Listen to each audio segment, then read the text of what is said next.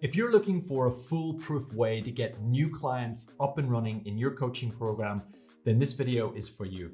You see, I don't know about you, but when I was a personal coach, I always found the onboarding process to be super tedious and repetitive.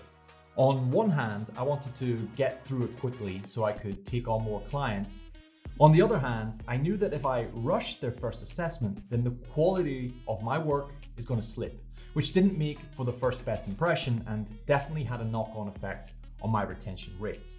So the question is, what's the most effective way of onboarding new clients without doing a ton of extra work or repeating yourself over and over and over again? Well, you could invest a ton of money in fancy equipment, software, and spend the next few weeks, if not months, trying to develop the perfect onboarding system.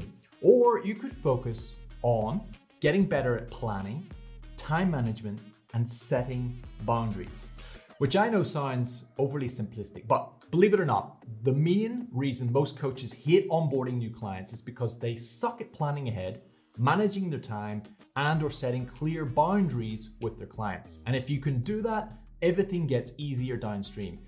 You'll make fantastic first impressions and your retention rates will go through the roof. Here's what I mean.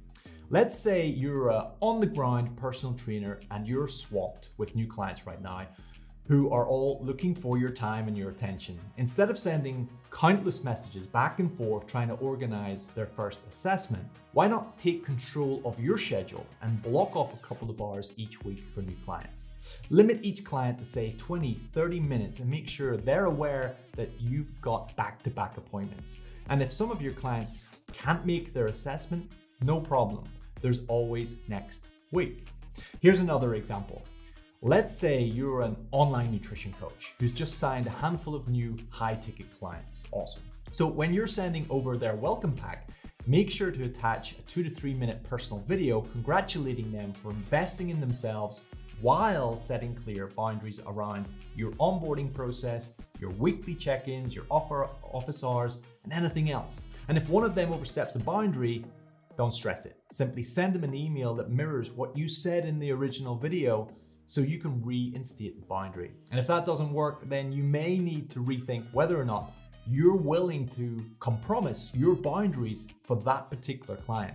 Now, I could go on, but I think you get the picture here. So to recap, plan ahead, manage your time, set clear boundaries. Not only will this reduce stress and admin, but your clients will be marching to the beat of your drum while respecting your time. Because at the end of the day, your clients don't care about how slick, how technical or innovative your onboarding process is.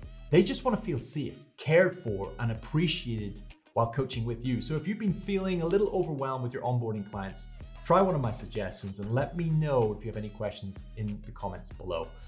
Till next time.